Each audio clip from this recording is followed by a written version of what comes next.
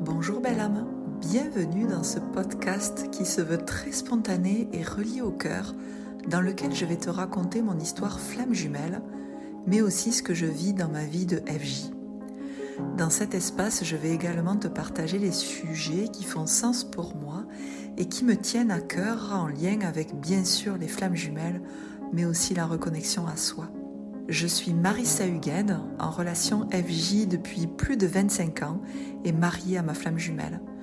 Je suis éveilleuse d'âme et auteure. J'accompagne depuis presque 10 ans maintenant les personnes qui viennent à moi en étant reliées à leur âme. Je leur transmets les messages que j'entends, que je perçois, tout en libérant leur mémoire bloquante. Depuis quelques années maintenant, j'accompagne de plus en plus de flammes jumelles sur leur chemin d'éveil. Bienvenue dans cet espace qui se veut authentique. Je te souhaite une très belle écoute. Et si ce podcast te plaît, n'hésite pas à laisser un commentaire. Merci.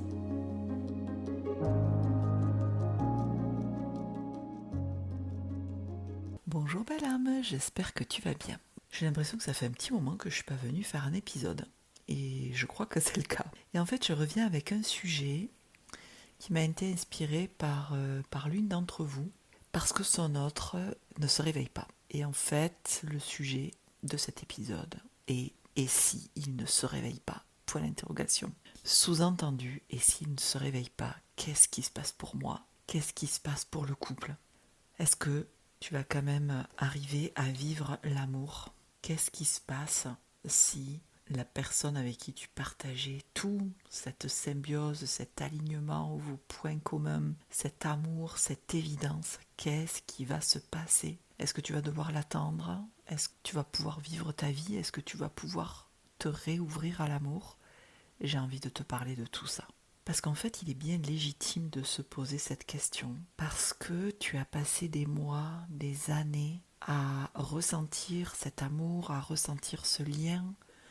Tu as peut-être tout fait en long, en large, en travers pour que ce couple fonctionne et que malgré tout, tu t'aperçois que ton autre n'a pas bougé d'un iota, a bougé peut-être un petit peu, ou en tout cas, n'est certainement pas la personne ou n'est pas devenu la personne que tu connectais, qu'il était tout au début de votre rencontre, ou même il n'est pas devenu la personne que tu as toujours ressenti derrière tout cet ego. Et tout ça, ça fait mal. Ça fait mal, ça peut être injuste, tu peux y vivre de la trahison et de l'impuissance. Et puis toi qui as passé tant de mois et tant d'années avec aussi une forme d'espoir, tu vois, parce que flamme jumelle, parce que matraqué dans ce truc, de toute façon il faut qu'on se retrouve, et puis il ne peut y avoir que la FJ, que quelque part quand tu te rends compte que l'autre il ne se réveille pas, en tout cas là à l'heure actuelle, tu peux te poser la question, mais qu'est-ce que moi je deviens? Ça montre aussi peut-être que en tant que FJ, on croit que l'amour ne passe que par la FJ.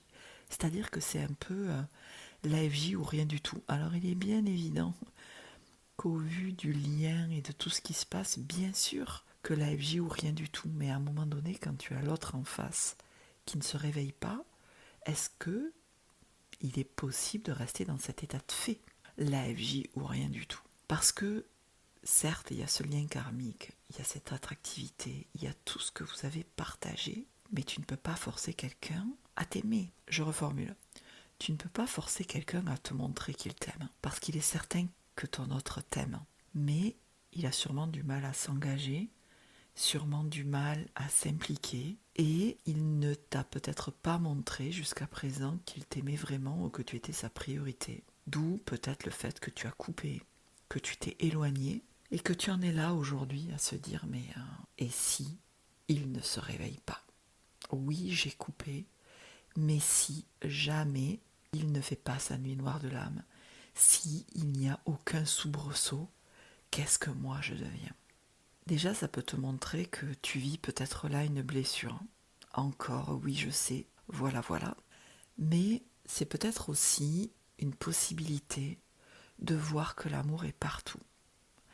Parce qu'à mon sens, l'amour des flammes jumelles, c'est l'amour de la source. C'est l'amour du divin vécu dans ton corps physique.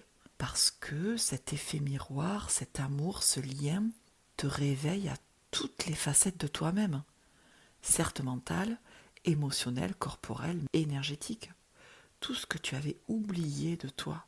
Et tout ça, ça te fait brancher, ça te branche à l'amour du divin, de la source, de ton âme, de tout ce en quoi tu crois qui est quelque part plus grand que toi. Donc pourquoi tu ne pourrais pas vivre cet amour en dehors de la FJ? Pourquoi absolument, et je sais que je peux déranger en amenant cet aspect-là, pourquoi ça ne serait pas possible en fait? Pourquoi tu devrais rester bloqué dans une certaine attente, solitude sous prétexte que ton autre en face ne fait pas son chemin, ne se réveille pas, ou je ne sais pas comment je pourrais te le dire? Pourquoi toi tu devrais quelque part subir, entre guillemets, cette décision que lui a prise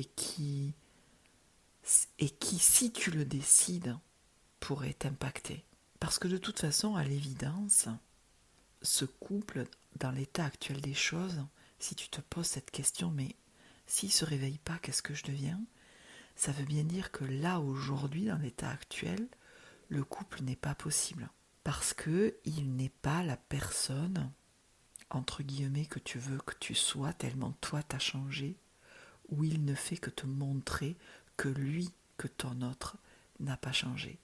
Alors pourquoi te sacrifier alors que l'autre ne te choisit pas vraiment? Et si au fond c'était pas ça la leçon, entre guillemets, te montrer que l'amour ne dépend pas d'un lien karmique, mais que c'est bien à toi de le décider, au fond. Alors tu vas bien sûr me dire que toi tu souhaites vivre cet amour avec ton autre. Et je suis entièrement d'accord, parce que c'est plus fort que toi, parce que ça émane de toi, et que sûrement dans les anciennes vies, tu as peut-être déjà fait ce deuil, ou peut-être que tu ne l'as pas fait, et elle est là l'expérience aujourd'hui. Mais il est certain que tu ne peux pas t'ouvrir à un autre amour si déjà tu ne fais pas le deuil de ta FJ. Mais tu peux décider aussi de l'attendre quelque part, sur un banc, et attendre qu'il se réveille. Tu peux faire ce choix conscient, ce choix que c'est ton autre, que c'est comme ça, que c'est pour cette vie et que c'est ok. Et ce que moi j'appelle ce choix conscient, c'est-à-dire que tu le fais quelque part à ton âme et conscience parce que c'est ce que tu ressens. Et ça veut dire que si dans 3 ans il n'est toujours pas là, tu ne viendras pas te flageller, tu te diras pas mais pourquoi, mais comment j'ai pu attendre 3 ans? Parce que tu le sais pourquoi tu as attendu pendant 3 ans et que je ne te le souhaite bien évidemment pas, mais tu le sais. Si dans 3 ans tu prends un autre chemin que de l'attendre, que d'être là dans ta vie sans lui, parce qu'il n'est toujours pas là, tu sais pourquoi tu auras fait ce choix. Et pour moi, il est là, le choix en conscience. Mais si tu fais ce choix d'attendre sous forme de... avec une forme de dépendance, sous-entendu, c'est lui et personne d'autre, parce que sans lui, je vais mourir. Sans lui, je n'existe pas. Sans lui, qu'est-ce que je deviens? Ça renforce la dépendance, ça renforce le toxique. Et là, il y a de grandes chances que rien ne se passe. Parce que, au-delà de ça, tu ne peux pas forcer quelqu'un qui, pour l'instant, ne peut pas revenir vers toi. Qui ne le peut pas, qui ne le veut pas, et ça fait partie de ta responsabilité, de toi à toi, d'un moment donné, peut-être, si tout ça fait sens pour toi, peut-être te dire, ok, mais est-ce que je ne suis pas clairement en train de passer à côté de l'amour sous prétexte que je suis une FJ, parce que j'ai lu, entendu, vu que de toute façon c'était les FJ ou rien du tout et que l'amour ne passait que par la flamme jumelle. Sauf que qui dit ça? J'ai des exemples, j'en ai quelques-uns quand même, où la personne, elle a fait son deuil de la flamme jumelle parce qu'il n'y avait pas d'évolution, parce que tout montrait dans la matière que l'autre n'avait pas envie ou ne pouvait pas sortir de ses carcans. À un moment donné, c'est très souvent le chaser, je ne vais pas te le cacher. À un moment donné, le chaser, il se dit, mais moi je fais le deuil de ça parce que je mérite l'amour. Je ne veux pas être seul. Et très souvent, alors je ne dis pas que c'est facile d'abord parce que ces personnes-là, ça a été un long chemin de deuil, d'acceptation, parce que je reste persuadée aussi qu'il y a une sorte de nœud karmique dans le sens où il peut y avoir la possibilité, comme si le chaser il était là, tu sais, il a fait son boulot intérieur, il dit bon ben maintenant c'est à toi de venir, et en face le runner il vient pas. Ça peut être une opportunité, un nœud karmique qui se rejoue de vie en vie, une opportunité au runner de dépasser ses peurs les plus terribles pour aller vers là où il le souhaite, écouter son cœur, et donc aller vers sa flamme jumelle. Mais ça peut être aussi une porte d'entrée pour toi, aussi un nœud karmique où il est peut-être fait exprès, entre guillemets, que le runner ne revienne pas parce que tu as besoin de te choisir. Parce que dans les anciennes vies, tu t'es longtemps sacrifié, ou tu as sacrifié ta vie, ton corps, tes pensées, tes valeurs, tout ce qui fait toi, pour rester, pour être, pour attirer ta flamme jumelle. Il y a peut-être ces deux aspects-là qui se jouent en ce moment. Et il n'est pas rare que le chaser qui fait ce choix en conscience d'arrêter d'espérer, d'arrêter d'être dans l'attente et d'arrêter de croire que l'amour passe seul à travers la flamme jumelle. Très souvent, il y a une âme sœur qui arrive. Très souvent, il y a cette âme sœur qui vient apaiser, avec qui il est possible de concrétiser cet amour si profond. Parce que l'âme sœur est quand même très proche énergétiquement de la flamme jumelle, dans le sens où quand on vit ces liens karmiques, c'est très ressemblant. Mais l'âme sœur, c'est très... Il est bien évident qu'il y a quand même l'effet miroir, mais c'est pas un effet miroir qui fait mal. C'est pas un effet miroir qui t'emmène dans la nuit noire. C'est très porteur. Encore faut-il que tu te l'autorises. Encore faut-il que tu oses arrêter de te sacrifier.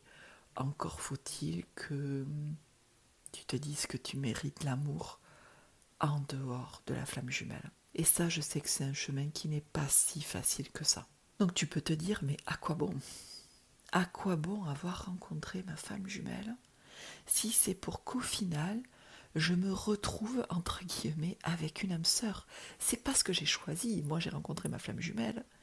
Je l'aime encore, j'ai envie de vivre le couple. Et tu as tout ton droit de penser ça, de ressentir ça.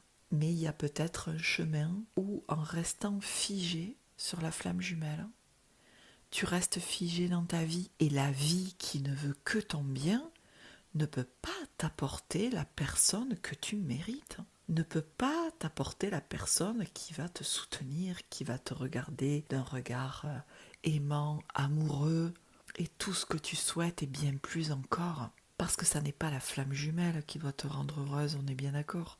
Le bonheur ne dépend que de toi. Encore faut-il que tu oses, en dehors de ces prismes de flamme jumelle qui, dans tout cet aspect égrégore, n'aide pas du tout. Parce que, malheureusement, la flamme jumelle enferme en tout cas tout ce qui est dit. Ça enferme parce qu'il y a quelque chose qui dit mais c'est ça et rien d'autre. Et puis de toute façon, si tu te coupes de ta flamme jumelle, tu vas avoir des foudres karmiques. Et puis si tu te coupes des flammes jumelles, le divin va t'en vouloir. Et je ne sais quoi d'autre, alors que pas du tout. Tu mérites de vivre l'amour. Mais peux-tu vivre l'amour avec quelqu'un qui aujourd'hui ne te montre pas dans les faits, parce que les paroles, c'est les paroles, mais c'est les actes qui comptent.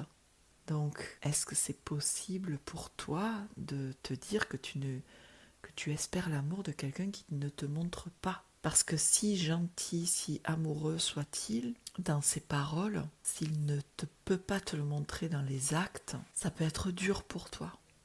Parce que c'est parole, parole, parole. Et n'y a-t-il pas là un chemin à prendre en dehors des flammes jumelles parce que tu veux être aimé?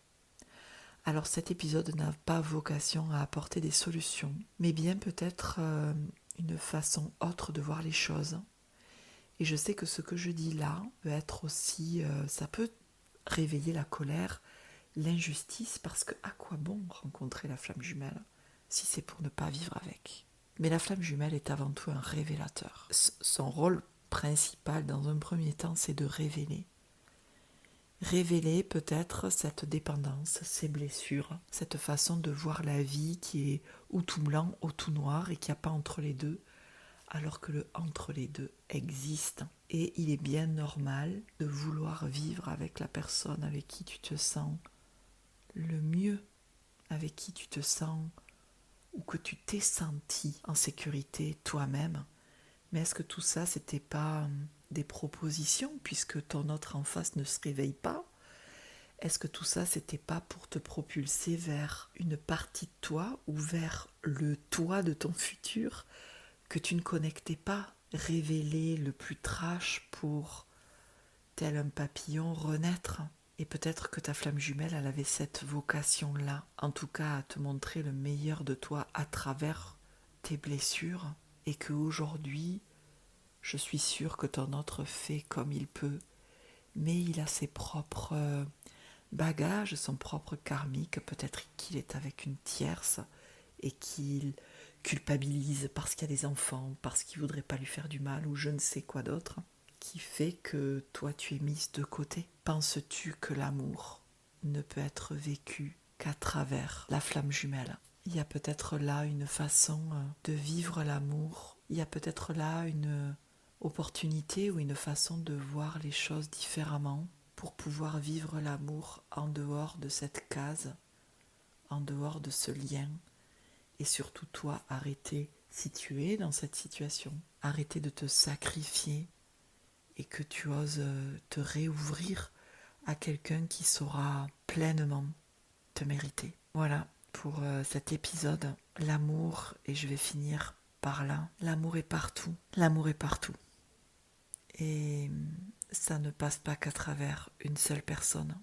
La vie, elle veut que tu sois heureuse, heureux, si toi-même tu le décides. Et si ta flamme jumelle, elle ne peut pas concrétiser ça aujourd'hui, beaucoup d'empathie pour ton autre, parce que c'est le moins qui fait du mieux qu'il peut avec ses propres blessures et du coup ses propres adaptations. Et si tu fais ce choix en conscience de l'attendre, c'est un choix en conscience qui t'appartient et tu as le droit de faire ce choix. Et à la fois, tu as aussi le droit d'être heureuse, d'être heureux en dehors du lien de flamme jumelle. Merci beaucoup de m'avoir écouté. Je te dis à tout bientôt dans un prochain épisode et je te souhaite beaucoup d'amour, beaucoup de douceur et que tu oses te choisir.